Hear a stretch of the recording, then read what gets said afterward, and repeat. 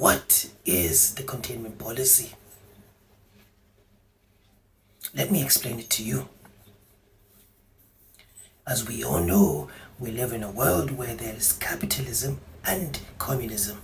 Capitalism prioritizes self-centered freedoms and highly profit-driven ventures at the expense of individual and collective responsibility, while communism, on the other hand, prioritizes and emphasizes community welfare and collective responsibilities over gains and profits. We also know that the United States of America is hyper-capitalist and that Russia and China are communist or socialist countries. In order to understand what the containment policy is, we need to go back in time. So, after World War II, the Soviet Union and its socialist and communist ideas was gaining popularity in many countries in Asia, especially China, Korea, Cambodia, and Vietnam. The Soviet Union and China was also gaining popularity in Africa. They particularly appealed to pre-independence African countries, for they provided for us inspiration on the way to free ourselves from colonialism. The Soviet Union and China's communist ideas were the catalyst that inspired a lot of, if not all, African independence movements. The Soviet Union, which is today's Russia, and China also inspired African leaders to fight for their independence from colonial rule. The same thing was happening all over the world where colonialism prevailed, that is, in Asia, Latin America, and also in the Caribbean. So, as the world turned massively towards socialism or communism, the United States of America invented a policy called the containment policy.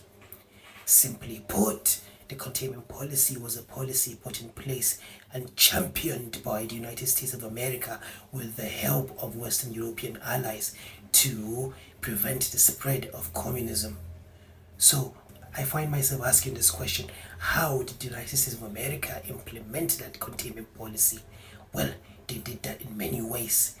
The United States of America implemented the policy by the use of military interventions and starting wars in countries that have or are working on adopting communism as their political system, like Korea, Vietnam, and Afghanistan, and newly independent African countries like Congo DRC.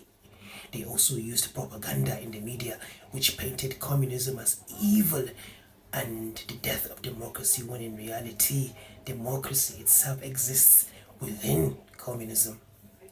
They also created divisions in newly independent countries and encouraged the overthrow of governments in order to create instability, in order to pull people away from the problems, which is imperialism, and instead made people focus on fighting each other instead of fighting imperialism, which resulted in civil wars all over the planet, which then increased the profits of the military industrial complex and ensured that communism was contained and in most parts of the world except for a few. Most people today don't realize that every anti-Russian and anti-China rhetoric that you hear from the West is part of that original containment policy.